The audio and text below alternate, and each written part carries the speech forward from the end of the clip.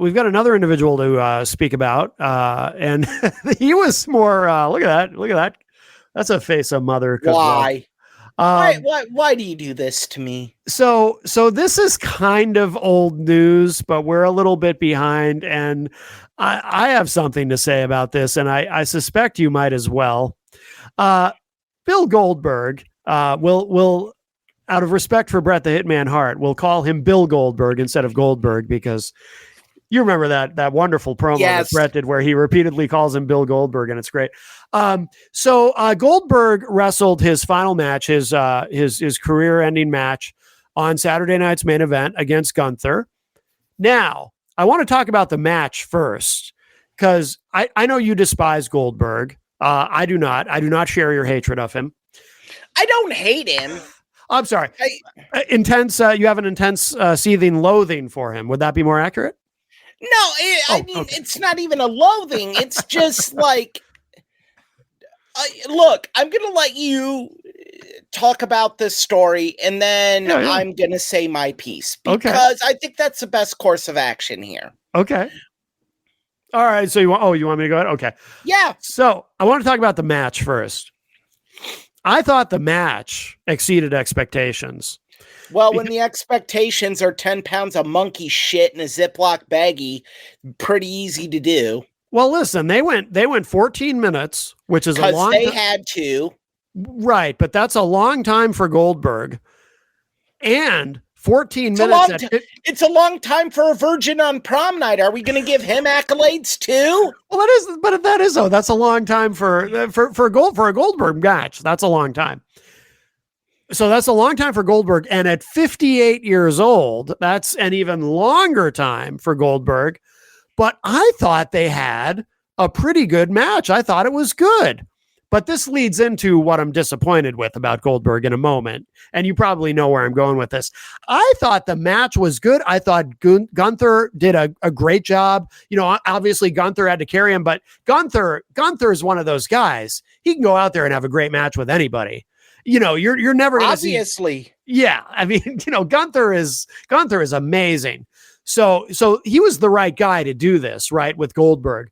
Gunther carried him to a great match. I really liked it. I thought it was excellent. The perfect way to go out. I thought everything was great about it. I really did. And then Goldberg does the thing in the ring. Jenny and I, by the way, thought it was very interesting that when Goldberg was making his comments, you know, he kind of kayfabe, he apologizes to Atlanta, you know, his hometown for losing. But he also went out of his way to talk about how everyone should be treated with respect. And he really drove that point home. And Jenny and I just both thought that was interesting in a very good way, in a positive way. But, and he even went back to it later in his speech, but his speech kind of got cut off. So we had to watch the rest of it on YouTube. But I do think I'll give Goldberg credit for this. He didn't just make it all about himself. He talked about treating people with respect. He gave credit to the people who were in the ring with him. What's that? Not kicking them in the head. Not right. Well, yes. For your own shortcomings. Yes, I understand. Not botching spots, not intentionally hurting people, not intentionally hurting yourself when you're about to start a major run that could save a promotion. Points I'm sorry. Go ahead. Points taken. I understand. I understand. I'll let you kiss his roided out, overrated ass. Well, please. I liked the match, and I did like what he had to say afterward. I thought that was really good. Oh, and I thought it was cool as hell that when he did his old school entrance where they go to the door and they knock on the door and he comes out and they escort him to the ring, I immediately recognized Doug Dillinger, and I was like, you got to be kidding. That's such a throwback to his WCW days. I'm surprised he didn't give himself a concussion. Yes, I know. But I thought that was really cool that Doug Dillinger was one of the guys. Doug's a very busy guy. Head supervisor of a mall somewhere in Sheboygan, Wisconsin, or wherever the hell he's at. Sure. Well, I'm sure he's retired, but anyway, I thought that was cool. I thought that was a really nice touch. And then so I thought the match was good. I liked his comments after, but they did get cut off on NBC. So if you wanted to see the rest of his comments, because it was a live show and they were up against the hour, you had to go on YouTube and to see the rest of his comments, which was fine. Here's what I'm disappointed with. Goldberg, who I thought went out on as much of a high note as could possibly be expected, which again, I thought it was a great match. Way more than he deserves. I liked his speech. I really liked his speech afterward, but then he's going around and complaining about being cut off on the NBC live feed and talking about how he thinks it might have been a rib. They might have done it to him on purpose because you wouldn't do that to The Undertaker, right? But in reality, they actually would have if they had to. If they were live on NBC and you've got a hard out, they actually would have. They would have hated to do it, but they would have done that to The Undertaker if they had to. If it were that. So anyway, the point is he goes out on such a high note, or so it seems. But then he's going on Ariel Helwani and these other places and just bitching and just complaining about how his speech got cut off and he's so disappointed and he thinks it might have been done to him on purpose. And it's like, dude, why? What is wrong with you? You went out the best possible way. You should be happy with it. He should be thrilled. And instead he's going around complaining. And it was that disappointed me. And I don't understand. I don't understand why do that. Anyway, that's my whole thing. Go ahead, sir. You because I know what you want to say. There's those 4 words that you're dying to say. I know what they are. For our audio listeners, Eric is taking a big sip of his drink as we wait. As we wait. Yes. I told you all so. Yes, you did. I told you all. We did an episode dedicated to this wrestling bag of monkey shit. In this episode, I told you everything wrong with him. I told you he had an inflated ego. I said he thought he was better than what he was. How dare he compare himself to The Undertaker? Oh, wait, you almost ended The Undertaker's life. So, I mean, yeah, we forgot about that. Look, Bill Goldberg's ego will always be the worst part of Bill Goldberg.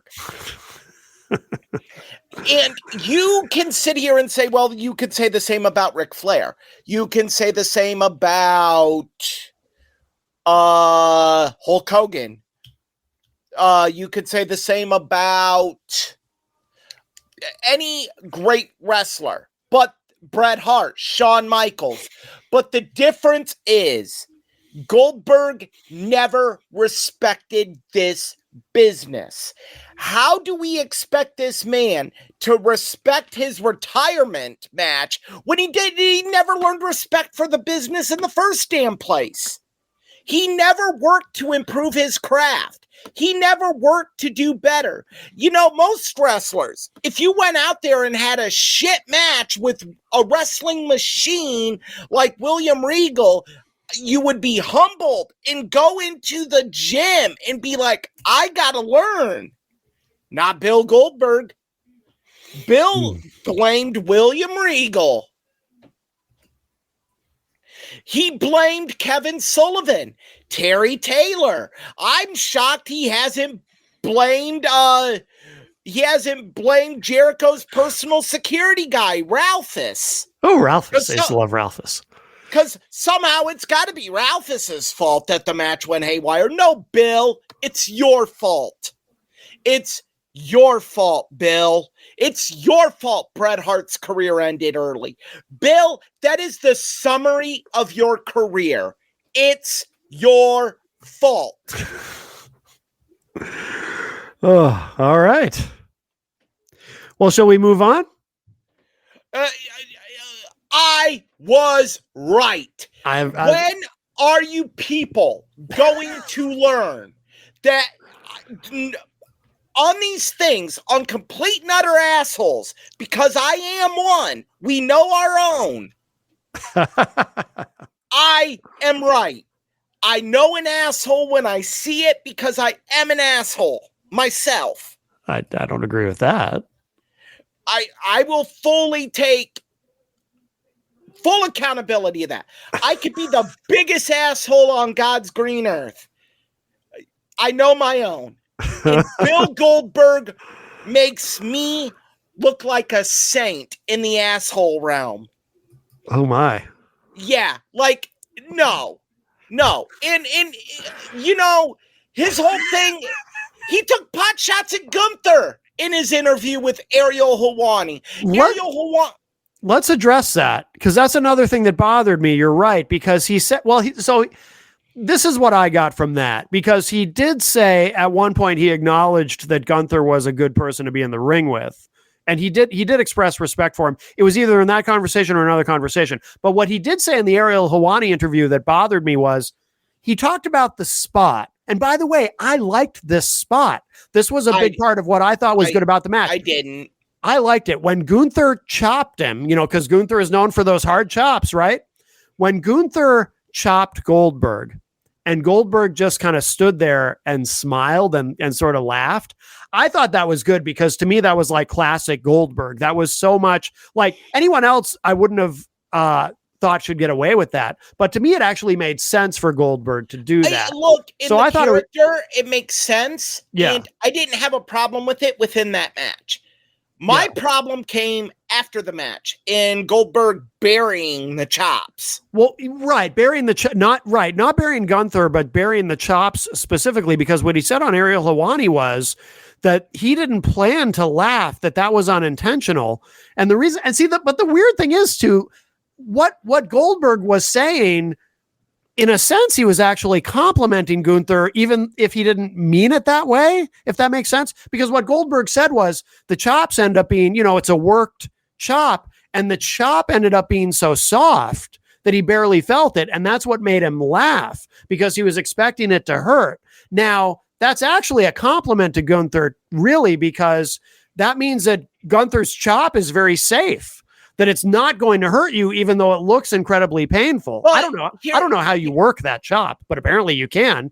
So in a sense, he's giving credit to Gunther, but why would he even say that though? Like, why give away that it didn't really hurt and that it was fake and he was laughing because he was surprised at how well worked it was? That, like, why ruin the spot? That was like one of the highlights. That was really the highlight of the match, I thought.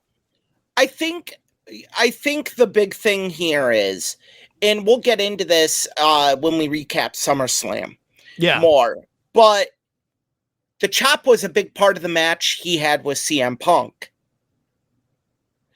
And when a guy like Goldberg says that, it diminishes that. Right, that's a good point. In all future matches. So good work, Bill. You ruined the work. Good work. You took away a prime move of Gunther's arsenal, because now there is that you can't suspend disbelief. Yeah. A 58-year-old man just buried Gunther's chops. Yeah.